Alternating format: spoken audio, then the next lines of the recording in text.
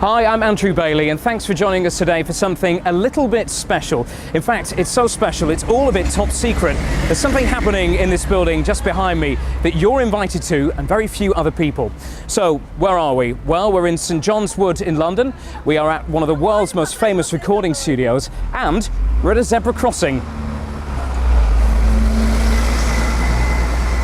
It's Abbey Road.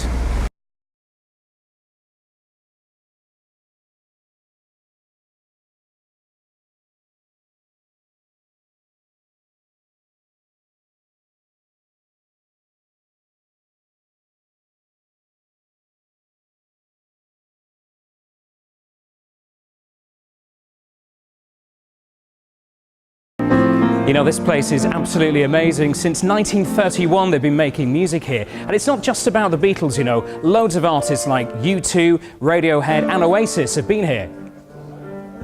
I guess along with Elvis's bedroom, this is probably one of the most important rooms in rock and roll and entertainment. This is where the Beatles did most of their work, you know, which, you know, is quite a few years ago now, and yet most of the bands are still sort of borrowing from. No one's ever been more inventive, so it feels a bit like a sort of working museum with this. I've never really been here before.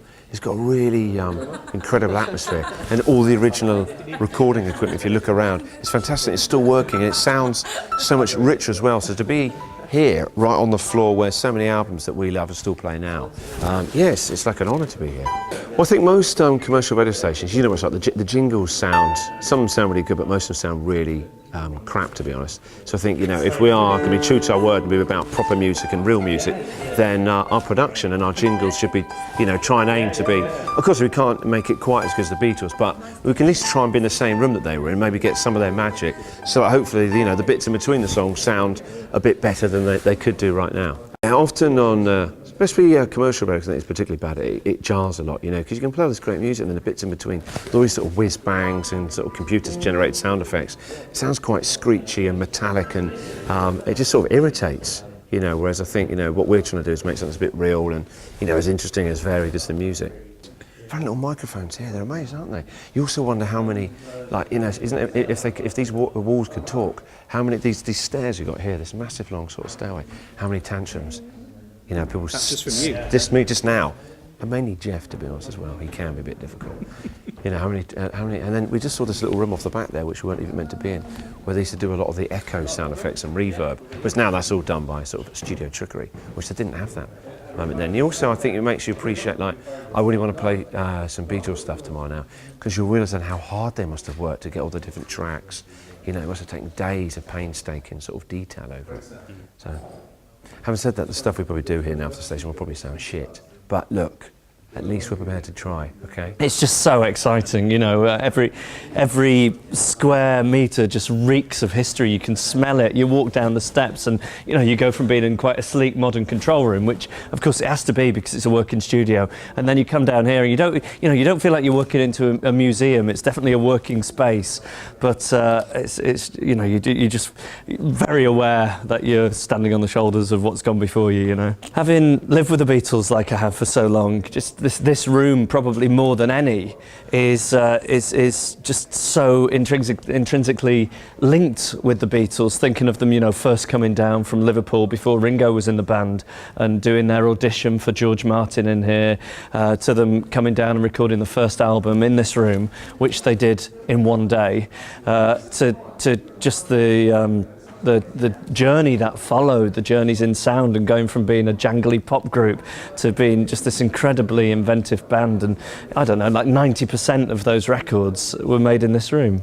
It's just really exciting. I love the thinking that's going into it, you know, because you could use any old room, especially now. People make records and LPs and radio station jingles and things in the bedroom, but it's just nice that we're so conscious of, you know, the legacy of rock and roll and the new rock and roll that we're bringing to people, that we're putting a bit of the DNA, they're calling it, putting a bit of the DNA into the sound of the radio station, and to come and do it in a place like this, I think it's a really special thing. I'm such a bad player, I can rarely get through a whole song, but I do like to muck about, so I imagine I'll be striding in here when the musicians are playing. So hold up a minute, I've got a better idea.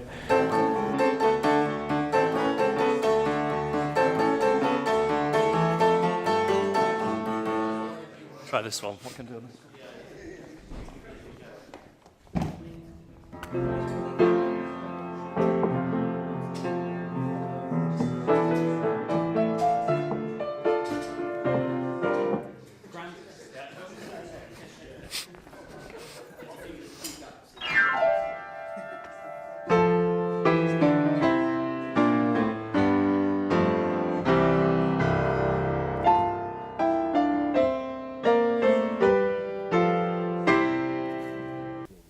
So the reason we're all here then is to help the radio station create its sonic identity.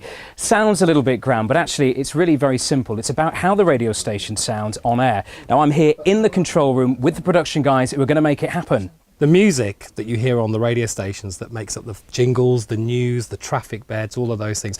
It's almost like the audio sign above a shop. When you walk into a famous shop, you know exactly where you're going. Well, radio doesn't have visual when you're listening to it on the radio. So that's basically what a jingle or a theme will do. So when Kristen O'Connell's on the breakfast show, you'll hear the tune that you associate with Kristen. You know where you are. It helps you know what radio station you're listening to, and that's the real purpose of a sonic identity. Some people call them jingles, some people call them themes. It's really important to get it right, especially when we're recording at Abbey Road Studios. So it's obviously we're on a set session time. We've got to be absolutely on the case. The musicians are brilliant. The music director and the arrangers, everyone that's working here today is absolutely brilliant. But it'll still be a shock because suddenly this new sound of the radio station is going to come out of the speakers, and really pretty much nobody knows what that's going to sound like until the guys start playing. Of course we do, but that's the whole point. The process that we've been through to get to this point is that we've had obviously many meetings at the radio station about what the bosses and the DJs want the station to sound like. And then we've been in the studio, myself and Roger Dexter, who's the music director for Music 4, have been in the studio putting down ideas and getting ideas together and feeding them back to the radio station. So a lot of the guys at the radio station have heard the rough, almost like a demo or a rough cut. And the purpose of today is now to take those rough cuts and bring them up to the standard of a commercial record, the records you play on the radio station. People are bombarded with tunes, so coming up with something that's absolutely right for the radio station, that is absolutely unique and original, it's a tough job and there's a lot of restrictions, but you just keep going, you keep coming up with ideas, and eventually something hits, and then you get the one you really love and you play it to the client, the radio station, they hate it, you have to start again. It's just the process, it's what we do.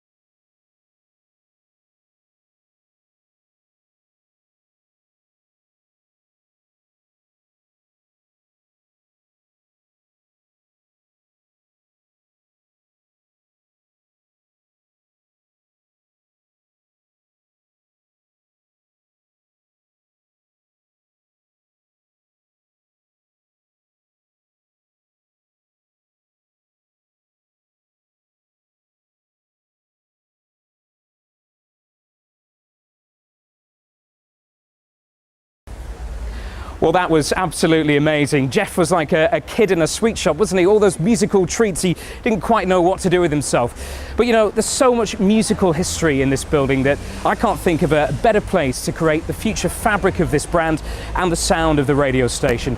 We really hope you like what you hear. Don't forget, as ever, to let us know your thoughts and comments through the website.